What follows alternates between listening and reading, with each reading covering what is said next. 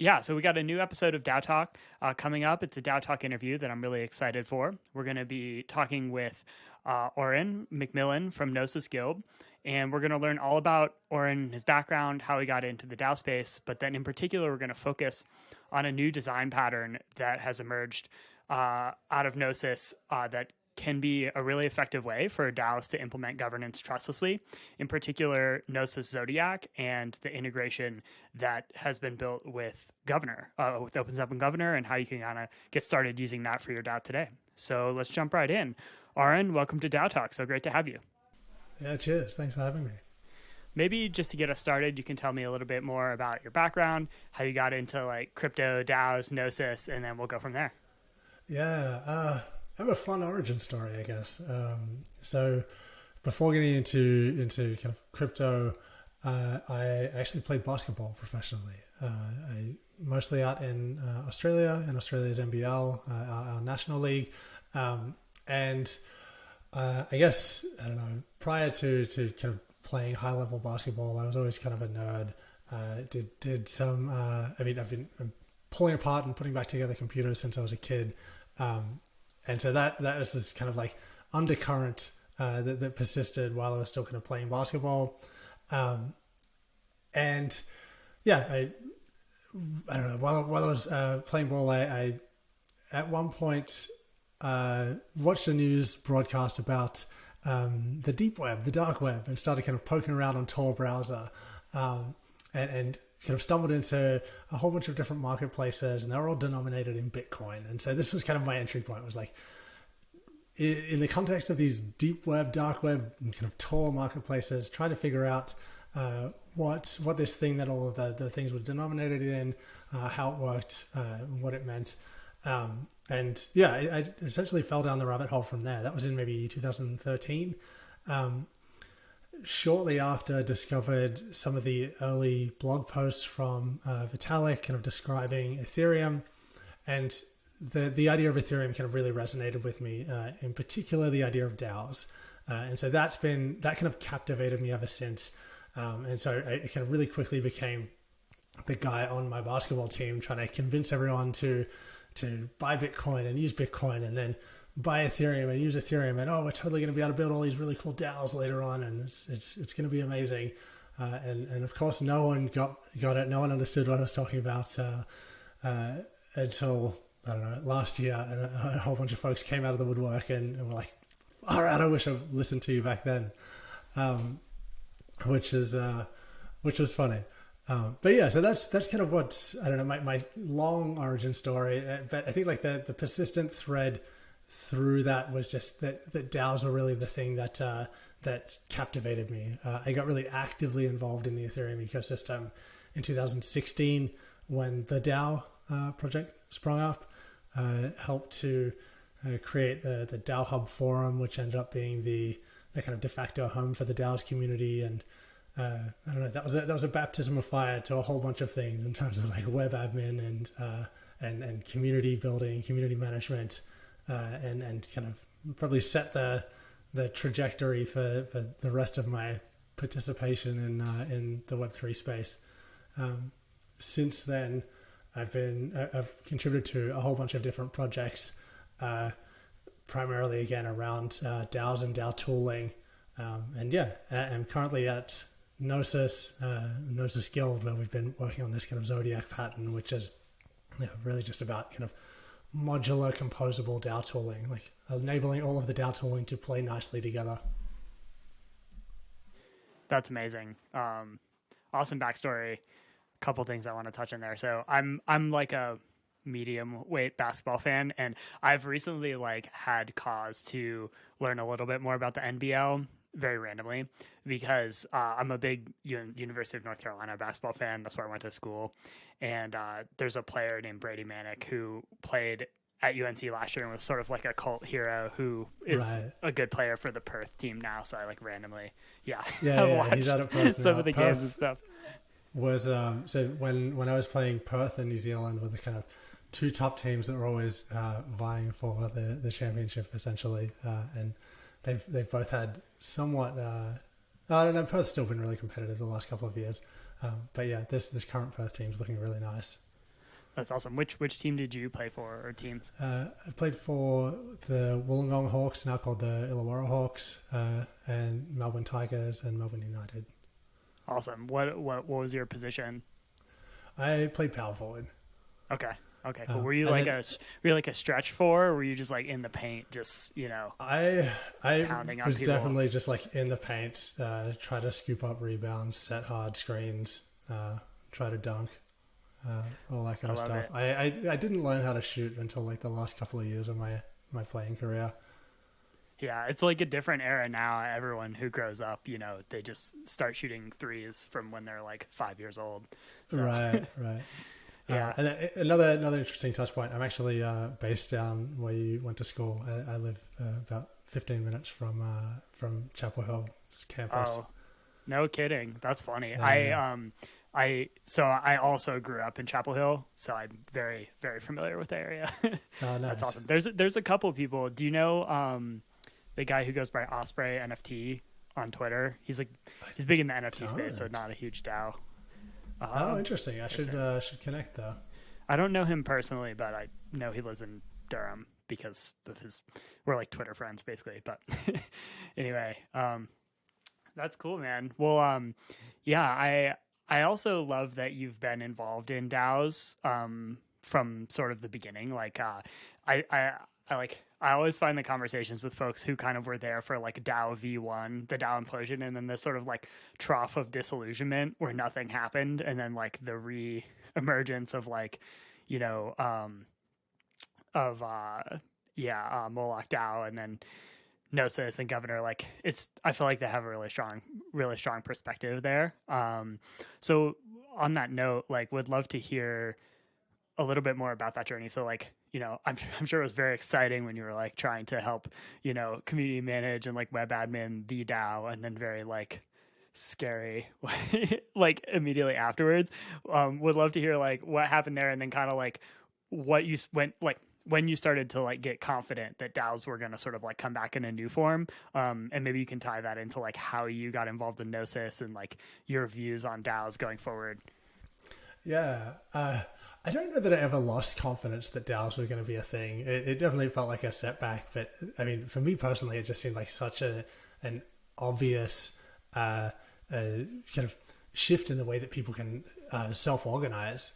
It seems kind of inevitable with kind of blockchains as the kind of underpinning technology. It just seemed like, if blockchains are at all successful, then DAOs are inevitable. I mean, I see blockchains as a type of DAO anyway. But yeah, I don't know, that journey again, it was a baptism of fire on a whole bunch of different fronts. It was absolutely manic rise of this organization as a kind of crowdfunded and then built this huge community, and then obviously catastrophic failure that just about took out the entire Ethereum ecosystem kind of thing. So that was, it was full on, but it was, I think, I don't know, one of the things that I like about the fact that it happened is that it really was this, it brought to light this kind of ideological divide between folks that essentially wanted to treat kind of the chain as the bottom layer of the stack, when I think in reality the bottom layer of the stack is essentially social consensus. And so the hard fork was the manifestation of that. Essentially this group of folks that said no, the chain is the bottom layer of consensus, versus the folks that said, well, no, in reality the people kind of using it, the people that make up the community for this thing are the bottom layer of consensus. And so I thought that was really interesting, and I'm kind of glad that it was kind of made explicit there, even though it's something that we obviously don't want to test and retest in future, but it's good for people to understand that is the kind of the true nature of blockchains. Yeah, that's like a really deep and important point that it sounds like simple or obvious, but I think illustrates like really strong differences in different communities, like in the crypto space, and kind of fundamental understanding of where legitimacy comes from. You said you think of blockchains as a kind of DAO. Maybe that's like a related point, but can you expand on that a little bit? Like what is sort of your definition of DAO, and why is that like a superset of blockchains? Right. I mean, so a DAO, decentralized autonomous organization, it's an organization. I think like ideal definition of a DAO is this organization where maybe I shouldn't say ideal. So I think broadly of like two different types of DAOs, right? One where you have this very strict set of actions that the DAO is trying to accomplish. So in the case of a blockchain, the purpose of the DAO is essentially to secure and perpetuate the network kind of thing. So the inputs that people have to that DAO are their mining activities, staking activities, full node running activities, and kind of using the network, but or kind of choosing which instance of the network they kind of believe is canonical. Again, kind of back to that social layer. And so I see blockchains, or at least like good blockchains, as kind of instantiations of DAOs, because they exhibit all of the characteristics that we typically associate with the DAO, in that they are decentralized networks of actors trying to accomplish some kind of goal through the kind of autonomous interactions of a whole bunch of individuals, a whole bunch of kind of potentially unrelated entities. And I see I see two different broad categories of DAOs. I think what I mean there is like you have this one category of DAO that has a relatively limited function. It essentially operates this network in the case of a blockchain, and that function is kind of the emergent result of the uncoordinated interactions, or the relatively uncoordinated interactions of individuals, entities acting in their own kind of mutual self-interest, as compared to the other kind of broad category of DAOs, which is like they potentially might do anything. They want to have kind of a really broad range or kind of potentially unlimited range of outputs that they might have. And so because of that, they need to have kind of more structured, coordinated input, structured, coordinated kind of governance inputs, where you can have, parameters that are kind of boundless, but a process that's more bounded maybe. That all makes a lot of sense. What's your take on DAOs as they relate to Gnosis specifically? So, I'll leave the question open, but would love to hear on do you think of Safe as a DAO tool in and of itself? Is it like Safe plus Zodiac? Would love to hear your thoughts on the Gnosis DAO. I'm sure you've done thinking there. So yeah, just would love to hear more about Gnosis DAOs and that Venn diagram overlap. Right. I mean, I think that the Safe is an organizational tool, but it's useful for organizations at just about any scale. It's useful for an organization of one, and it's useful for an organization of thousands.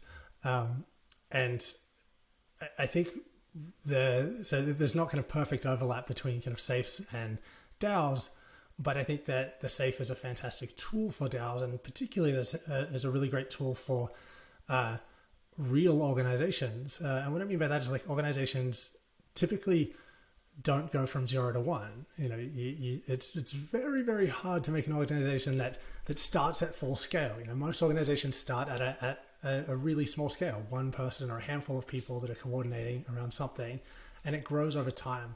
And so the reason that kind of Zodiac as a pattern exists is essentially just an acknowledgement and a recognition of the fact that DAOs or organizations more broadly kind of tend to grow, adapt, change over time. And so having this kind of relatively static instantiation of the kind of tools that you use to control it is inflexible in a way that's not really compatible with how real world organizations operate. And so I think a lot of a lot of the point of Zodiac as a tool are these kind of progressive decentralization journeys, where you probably start off as something that is not very DAO-like, and take small incremental steps towards something that is much more DAO-like. We're probably looser than some in how we'd think about DAOs there, because we're wanting to encourage people to take that small incremental steps to become more DAO-like, kind of essentially treat it as a spectrum as opposed to being binary. Absolutely. And I think we've, Tally has been really working really closely with Gnosis really since I've joined Tally, which is about a year ago. And I think it's partially because like Safe, is such a ubiquitous tool in the ecosystem, but also I think our philosophy is very similar. We recently released, a whole new feature set called Groups, where Safe is really at the center of it. And the thinking is just what you described, Auryn, where it's like, okay, if you want to start doing something with your friends or even people you don't know on Ethereum, going back to your original point, like, yeah, if you're doing something on Ethereum, you kind of need something that looks like a DAO if you're doing it together, right? And you're doing it on chain. So like we provide this tooling of Groups, which leverages Gnosis Safe so that people can start like working together quickly, right? Maybe they don't have a way to have like a fully fledged DAO with complete on-chain governance, like a trustlessly controlled treasury with the token, right? They might not be ready for that, but they can kind of like start collaborating together using Safe, and then kind of like work their way as the organization grows into like a bigger or more at scale DAO. So I think like we're like very aligned in this thinking, and to that end, we are super excited to integrate Gnosis Zodiac, which kind of I think. My impression is kind of it's like that next step, right? It's like a more advanced version of a DAO or of a decentralized organization, as you're kind of like scaling it up and providing the tools there. So would love to hear your take on Zodiac and kind of what role it plays for DAOs. Right. Yeah. So I think the kind of first generation of DAO tooling. When I say first generation, I mean like the DAO, and then I guess maybe first and second generation of DAO tooling, like the DAO, and then the series of tools that kind of came out in the wake of the DAO in terms of Aragon, Compound Governor, DAO Stack, Colony. All of these tooling sets essentially couple together account and control logic, right? So either in the same contract or in the same kind of tightly bundled system of contracts, you have both the account, the thing that holds tokens and controls external systems that external systems reference, tightly bundled together with the logic that controls it. And what this means kind of practically is that you have really, really painful migration paths. You have these really high switching costs. Like I said before, it's really, really difficult for an organization to go from 0 to 1. And it's really rare that you make all of the right decisions on day one, kind of upfront for what your governance structure should look like. And so this super high switching cost, essentially like, say I start out as a Moloch DAO and decide Moloch, our DAO later on decides Moloch doesn't work for us. Now we want to switch over to an Open Zeppelin Governor DAO. The way that all of these frameworks were originally built essentially means that you have to go and move all of your tokens from Moloch to Governor. You've got to update all of the contracts that your Moloch DAO controls to now be controlled by your Governor contract, and you've got to go around and try to convince every other system that references your address as the canonical address for the DAO, this Moloch address. You've got to convince them to change it now to this Governor address. And you've got to do that every time you want to update your governance to something that's outside of this ecosystem that you chose initially. And so that was one of the big reasons that we kind of landed on this kind of module pattern for Zodiac, was essentially saying we want to decouple these two things. We want to decouple account from control. We ended up landing on the interface that we did, essentially the module manager interface from the Gnosis Safe, just for pragmatic reasons, right? The Gnosis safe was by far the most commonly used programmable account. The vast majority of Ethereum-based organizations were already using a safe, and so it made sense to make this interface the core of Zodiac. And so essentially the avatar interface is just the module manager interface from the safe, and the way that the pattern kind of changes how you might construct a DAO is essentially to treat an avatar, probably a safe, as the core of your organization, as your organization's avatar, its account on chain, and then to plug in any of these other mechanisms as modules to that. So then your migration path becomes much, much simpler when you want to switch between toolings. You have your Moloch DAO plugged into your safe, and you spin up your Governor DAO, and it's one contract call to say, enable this other module, disable the old module, enable Governor, disable Moloch, and migration's complete. Externally, everything still looks the same. Everyone's still referencing the same kind of avatar address, and you haven't had to move any tokens or update any kind of ownable contracts or anything like that. So that's the kind of the core idea. But then beyond that, it also enables a bunch of other really cool patterns, like having multiple mechanisms in operation in parallel. We think about it very similarly to kind of Unix style pipeline programming, where you build a bunch of these really small components and let people kind of compose them however they like, and kind of don't try to predict the way that people are going to use these too much. Essentially build these small, independently useful things and let people put them together in wild and wonderful combinations that make sense for them. That's amazing.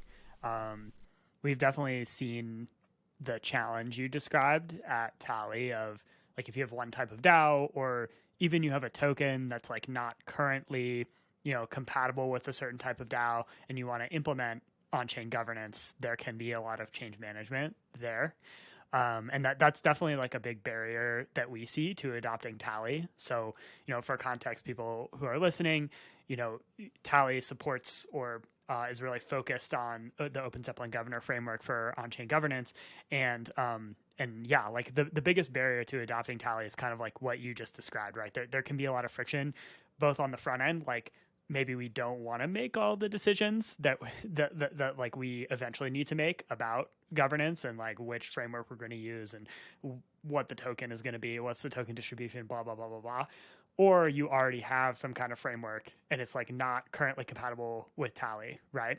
And so I think we're excited about this sort of Gnosis Zodiac kind of like way of thinking or pattern for the same reason you are for DAOs, where, if a DAO already has a safe, like we've now made it so that you can control that safe on Tally, using a governor contract. So super excited to see, like, to your point, Auryn, like, I don't know exactly how everyone's going to use it, but I think we'll see some really cool things emerge. So super excited to launch this with you all. I think by the time this podcast comes out, there will be an announcement and documentation out on Tally on kind of how to get started. Yeah, absolutely. It's already secretly live in the Zodiac app. So yeah, just waiting for all of us to actually announce it. Yeah. Marketing industry insider pro tip, like never actually announce something the day it goes live, especially if it's software. But yeah, cool. Well, thanks, Auryn. That was like a really lovely conversation about DAOs and Zodiac. Hopefully, we'll see some people out there in the wild using Tally Governor Zodiac going forward. I usually like to close these interviews with some like with like a set of closing questions. I didn't do a good job of warning you about these beforehand, so if you need time to think, let me know. But let's go for it. There's two questions. The first one, I'll tell you both questions, then we'll start on the first one. The first one is, it's two-parter. So what's your favorite part about working in like crypto Ethereum DAOs, and what's your least favorite part? And then the second question is totally unrelated to crypto, which is, what is your favorite place in the world and why? So we'll start with the first one. Like, what's your favorite part and least favorite part of working in this space? All right. Favorite part is by far the people that I get to interact with kind of on a daily basis. It's an incredibly diverse community, an incredibly passionate community, and is uncharacteristically full of people who just want to legitimately do good in the world, want to legitimately kind of put things into the world that are going to make people's lives better, or that are going to give people access to things that they would not have otherwise had access to. The blockchain ecosystem was kind of founded on this premise of kind of essentially giving financial tools to people that are kind of unencumbered by the legacy regulatory systems, and in particular, like I think this is valuable for a lot of people in kind of developing nations that don't have the same kind of stability that we're probably used to and I mean, I live in the US now. I'm from Australia here in the US. A lot of the stuff that we build is not as necessary, or it's like doesn't feel as necessary because of the kind of stability that we're probably used to. But that's far and away not the case for a lot of people in the world. And so I think like the fact that we're building tools to help improve access to kind of financial instruments, organizational instruments, is really phenomenal. In particular, I guess I want to shout out the Radical Exchange community.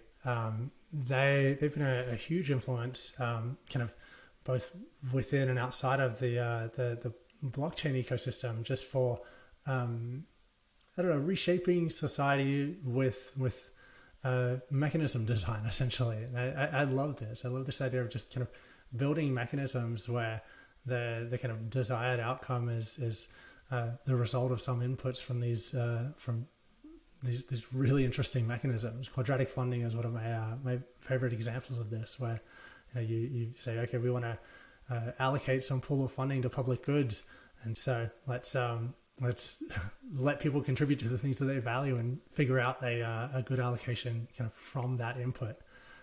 So yeah, those kind of things I think are what I love the most about working in the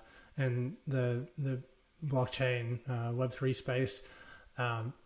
Things that I dislike are the kind of grifters that come along with it, and there's obviously these kind of huge financial incentives along with that kind of come along with being early to technologies, but then also these financial incentives for essentially exploiting folks that don't yet understand them well, or that are just susceptible to a big shiny high interest rate kind of thing.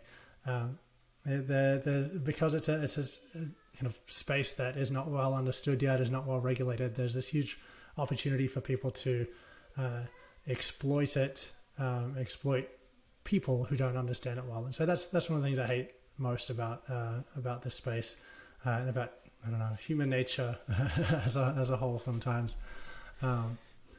But yeah, hopefully, I mean, I think the promise of crypto and Web3 definitely outweighs the negatives there. And I mean, as with any technology, it's kind of, it can be used for good or evil. It's a neutral thing. Absolutely. Yeah. But both of those answers are very common. Your framing was really, really interesting and unique, but like, it's funny. It kind of goes back to your point about like the base layer, or like where legitimacy comes from, being the people or the culture. Like, it's funny how often people say the reason they work in crypto or in Ethereum is the people, because it is often framed as this, like, trust the code, like you don't need to trust anyone, right? When really, like, I think that's the reason a lot of us are here, which is kind of funny. But that's awesome. So the last closing question is not crypto related, but it can be if you wanted to. What is your favorite place in the world, and why? My favorite place in the world, I think just the beach generally, somewhere by the beach. I don't know. I've been to too many beautiful beaches around the world to pick just one. But I don't know. Just about anywhere along the east or southeast coast in Australia is pretty beautiful. So those are probably my favorite places in the world. And then I guess the other one is just wherever my kids are at, which luckily they come wherever we go. So that's then ideally the beach. That's awesome. I just had my first child. He's only a month and a half old, and congrats.